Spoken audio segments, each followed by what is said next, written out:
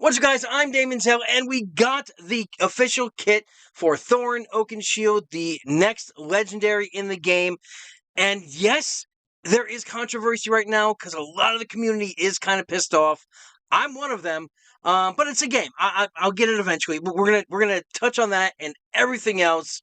But yeah, let's definitely talk about this.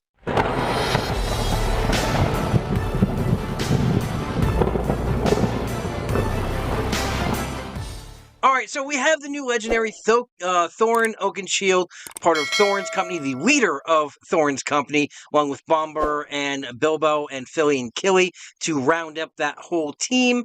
It says here it is an attacker, obviously it's light side, and it is a dwarf. Proud, stubborn, and proud, Thorin Oakenshield is about to embark for a long journey to the mountains, inspiring and leading his company along the way. All right, so obviously we have Bilbo Baggins and Bombur, who we're going to get later on this month. His weapon for the glyphs that are coming out is going to be a two-handed sword. So let's dive right into these abilities. The first one is called the Brave Charge. Nice attack right there, right on the goblin. Of course, they're going to be... now, let's talk about it at the end. Let's get the rage out at the end. And this ability at unlock is going to attack the target enemy 2 times for 50% damage. Not bad. All right, it's you guys know me, but I like when you max upgrade this, it does give us that little something extra. It's going to give us weaken, attack the target enemy 2 times for 95% damage per hit, and inflict weaken for 1 turn. And remember, every time with multiple hits is a good thing. You're not going to have the high damage percentage, but each hit is going to have a chance of critting. So there's always that. So let's move on to the special one, which is Follow My Lead. Little animation there, nice. Okay. And of course, we have Philly and Killy there because they don't want us to see Bombur and Bilbo before their marquees are out. Now, this is going to cost 3, and you'll be able to start the fight with 3, so you can use this first round if you want. It's going to inflict marked for 1 turn and attack the target enemy for 130% damage. That's at unlock. At max upgrade, you're going to inflict marked for 2 turns and attack that target enemy for 280% damage, inflict daze for 2 turns. So they won't be able to do anything for 2 turns unless they get that purged from themselves. And right now, just looking at this with the marked, yes, I can see this kind of working, because the rest of his kit also has marked, but I can see this working in, a PvP thing. He's going to be fantastic in Arena. He's going to be great in the multi-squad combat that we're going to be getting down the line, that PvP, that grand arena, like Star Wars Galaxy Heroes. But we're going to, I think that's what more this is going to be focused towards. And raids, it's going to be okay. And you'll see why in a moment. Let's go down to the special ability 2, which is King Under the Mountain.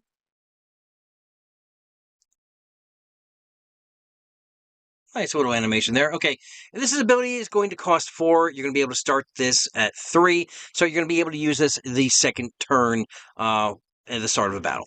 At unlock, it's going to double the stacks of Overwhelmed on the target enemy and attack for 190% damage. Now, you might be wondering what Overwhelmed is. Well, it is a new Bane that is coming out with Thorin, and basically when a person has Overwhelmed on them, they are going to be taking an increased 20% additional damage per stack. And remember, this stacks.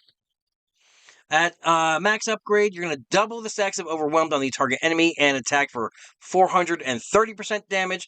On a kill, you're going to gain 2 stamina for this ability, inflict marked for 1 turn on the most wounded enemy, and reduced their turn meter by 100%. That is insane. But as you can see right here, I don't know if this is going to work well for raids, especially when you're trying to... like in Chapter 1, you just want to hit the bomber, right? Sure, you want to get the Skull Crusher out of the way. You want to get everyone down a certain level so they won't get healed.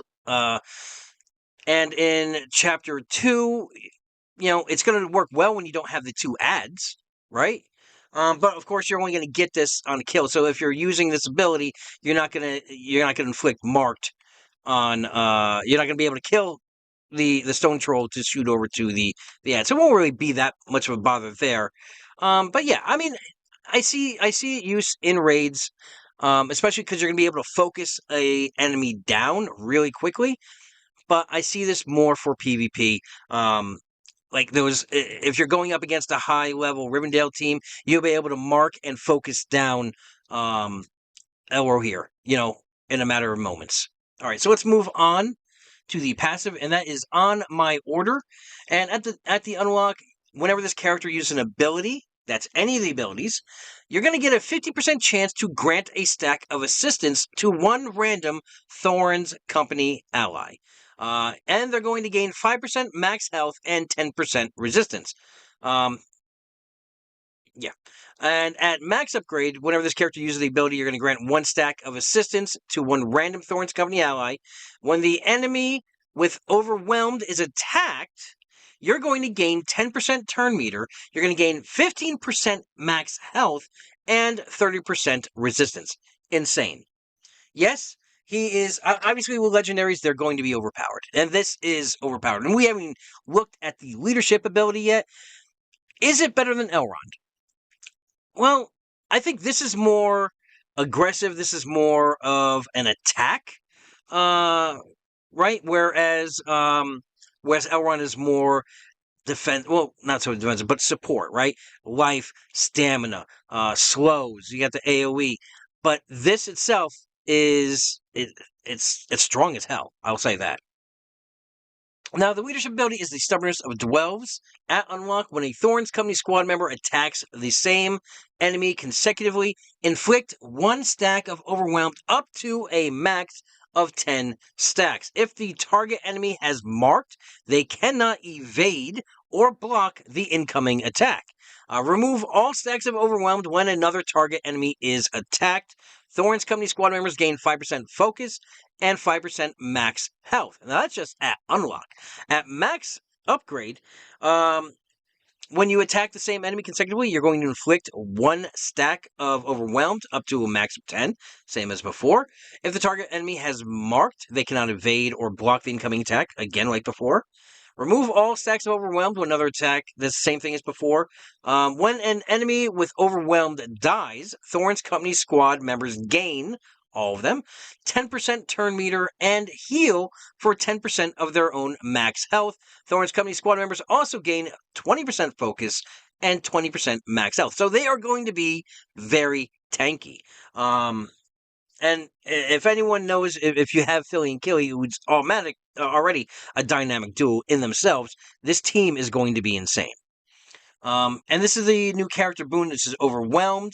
When attacked, receive an additional 20% damage per stack. And remember, you can go up to 10 stacks, so that's an additional 200% damage on a person. Now, imagine that 10 stacks on a marked person who now cannot evade, cannot block. They're gonna get whittled down super fast. All right. Key attributes, inspiration. We're not really gonna read any of that. You know me, guys. I kind of breeze over that. If you guys want to see that, you can go ahead and look that up. So let's get down to why the community is a little pissed off. And I love the name of the marquee of the adventure. It's called Down to Goblin Town. Now, this starts in exactly 2 weeks from today, December 11th, and runs through to December 18th. The Great Goblin and his troop are surprised by the sudden appearance of Thorin's Company in one of their caves. Not trusting their intentions, the Goblin King orders his goblins to capture the group and take them to the Goblin Town for interrogation. Now, Thorin's group must try to escape and regroup, but the shadowy figure has plans of their own to change the story's fate. And if you haven't already guessed already, yes, you need goblins to do this. 99% of the community does not have goblins, okay? Yes, they are a phenomenal raid team, but no one really has them. No one has, a lot of, like, krakens, whales, a lot of, and very, very goblin-centric people who love the goblins. They have farmed them up even though before the raids came out. But yeah, not everyone else was like putting resources into this team, farming this team regularly because of all the other teams that were out doing well. Haradrim was doing well. Rohans were doing well. Rivendell. All these teams were doing so much better, and then all of a sudden, Goblins came out of nowhere. And yeah, so if you haven't already farmed him, if you're not already at 5 stars, because remember, you need 5 stars to unlock him, then you're not going to get him this round. And let me just show you exactly my stance on this. All right, let's just bring up Goblins right here. This is my account right now, and I only run the one account. I do not have a main account and an alt account. I may, at the 1-year anniversary of the game, guys, I will probably then start an alt account, a baby account, just to see how fast they can catch up to where everyone is a year later. But right now, Goblins, this is what I'm looking at, guys. I am not getting him. I am not. I'd be lucky if I farm in the next week or so. I might be able to get, the the tier 2 shards for him. But other than that, I am not unlocking him. I'll be lucky to unlock him by the next 3-4 months when he comes back around again. Especially because Great Goblin is not on a node currently. Now they may move him to a node. Hopefully, we don't know. Maybe in the next update. But currently, right now, he is only purchasable. That's right.